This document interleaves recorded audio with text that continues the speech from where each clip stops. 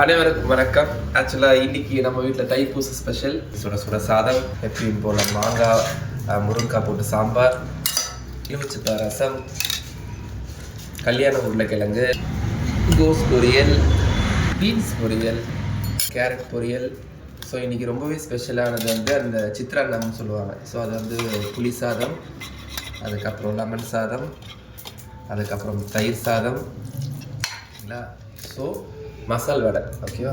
அதே மாதிரி ஸ்வீட்டில் பார்த்தீங்கன்னா ஸோ இது வந்து பால் பாயசம் இல்லை, பருப்பு பாயசம்னு சொல்லுவாங்க.